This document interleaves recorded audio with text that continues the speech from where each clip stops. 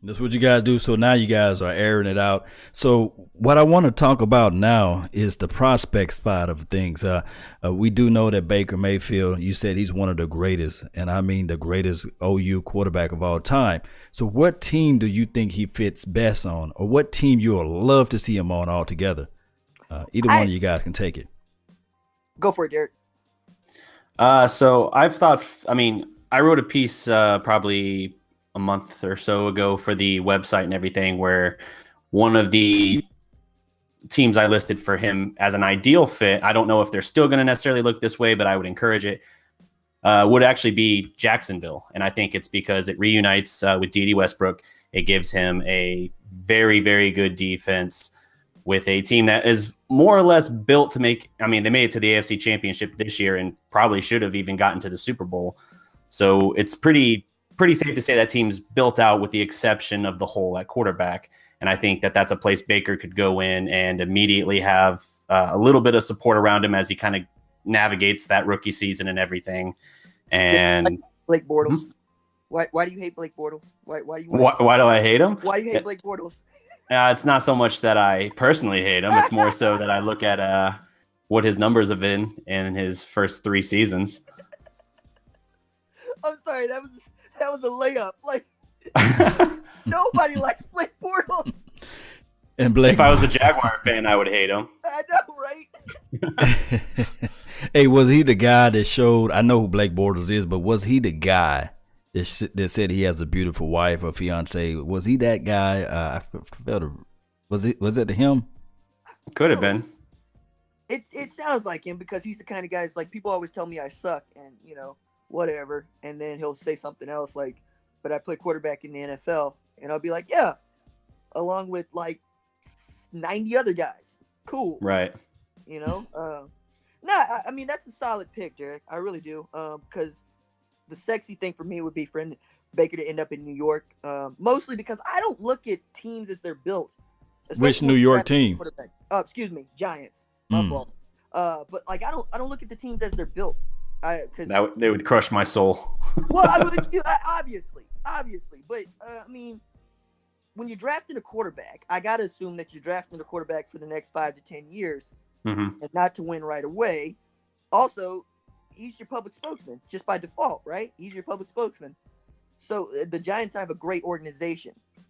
They, for the most part, have demonstrated they know what they're doing, and they've done something that a lot of other folks can't say they do, which is beat the Patriots. In a game that mattered, and that, Mm. Yeah. that counts for a lot too. We bag on Eli, or I bag on Eli, but he's got 2 Super Bowl rings, which is 2 more than I got. Yep. But yeah, outside of that, San Diego seems like it's getting his act together. Denver obviously wants him. Yep. I'll just say that I don't want him in to Cleveland. Anybody else, I could probably be okay with. But if Cleveland drafts Baker Mayfield, we riot. I wouldn't mind seeing New Orleans either. I think that's another place where, now in that case, he would be more so groomed for a little bit behind Breeze, but I do think that would be a good fit. Isn't he a free agent this year though? I thought he had one more year on his deal. Is it 1 more year? I think so. I'll check real quick. On to the next question, Law. Well, while we on to the next question with Baker Mayfield, I know the lazy comparable is Johnny Manziel. I know that's kind of like blasphemous for you guys OU fans. We hate it. It's very lazy for someone to say, "Hey, Johnny Manziel and Baker Mayfield, same person." You look at Mayfield's measurables. He really had to show up during his combine. And he also have to show up during his pro day because I really want to know the ins and out of what Baker Mayfield measurables is going to be. Do you have any insight, RJ, on his measurables and his comparable trait? Well, Drew, I Drew mean, Brees is free. oh, see, that's what I thought. So they might not re-sign him at all. They might actually just draft a quarterback.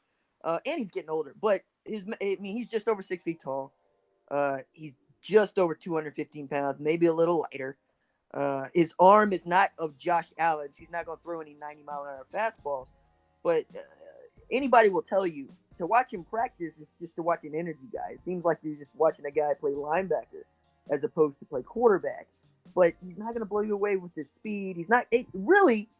it's gonna be like the whole recruiting process for him, which is everybody wants to look at the measurables and say, I don't know, I can't offer that kid, or I can't put my reputation on a 6 foot scrawnier quarterback. But that's not who he is, man. He's a guy who has the highest completion percentage in college football history, the most efficient quarterback in college football history. It just Twice.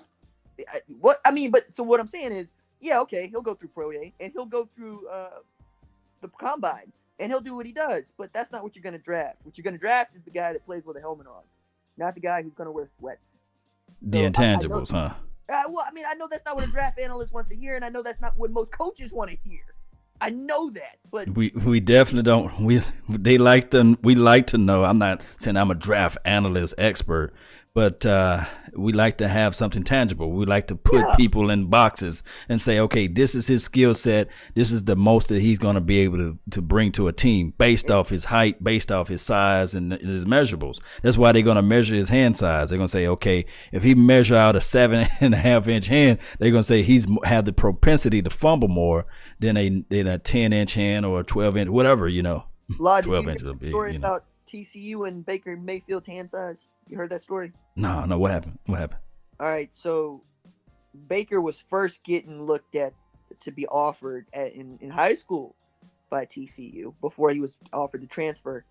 And Gary Patterson told him to his face that his hands were too small to play quarterback. Told Baker Mayfield his hands were too small to play quarterback. Told Teddy Bridgewater his hands were too small to play quarterback. So, I hear you, but I don't hear you.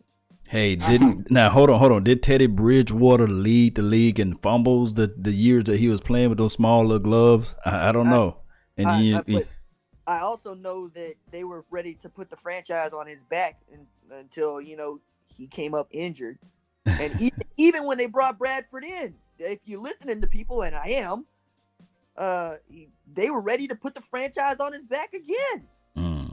So and you want to talk about fumbles? Why isn't nobody knocking Darnold, who has had set more picks than Steven Adams? Just thrown them. Got interceptions everywhere, got fumbles everywhere, but everybody wants to take him as in top 5. So I hear the hands argument, and I hear the speed argument, and I hear the box, because Josh Allen, of all these guys, has to be the best athlete. Has to be. But I look at him and I see Ryan Tannehill. You see Ryan Tannehill. Well, I got Voch Lombardi. He's saying that Baker Mayfield is more of a Matt Hasselback. Any thoughts? Comparables. Matt Hasselback is slow. Right. And Matt Hasselback is ugly. But no. Matt Hasselback in that maybe he's going to walk up to the overtime and say, we want the ball and we're going to score. Yeah. All right. Baker will do something like that. But is it too much to say that Matt Hasselback is a game manager and in that Baker Mayfield is a playmaker? Okay, I see where you're going. Yeah. Look, what did Matt Hasselback have? He had an outstanding defense and an outstanding running game. Yeah. Right? Baker Mayfield never had an outstanding defense. Never. True that. I get up. So miss me with the Matt Hasselback. We can do better. The Russell Wilson, those will fit. Fine. You want a short guy who can complete passes? Fine. I'm team short man anyway. Team short man. Hey, the thing is too as well. We were talking about, I guess Sam Darnold and the other guy. They were saying that Jared Goff, right? He didn't really do much in college, but his measurables, his height, 6'4", 230, 215, 220, whatever his weight was, and he can pass pretty much every play in the book. He just didn't get out the pocket, run, of course, but he was a solid technician of the game. So talk to me about that. Did he play under center, Jared Goff? Did he? I think he did. Did he play? I think it was a pro-style offense. Pro-style offense, Okay. That's with the separation. Well, that would. If you want a guy with measurables, then you got 4 guys with measurables. You got Rosen, you got Allen, you got Darnold, and who's that kid everybody else is really high on? It's at the tip of my tongue too as well. Oh goodness. Anyway, there are kids out there that have all those things.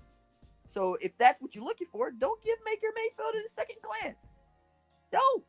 I'm not going to try to convince you not to get what you want. I am going to tell you that the man walks around with, a rock of the size of Gibraltar on his shoulder.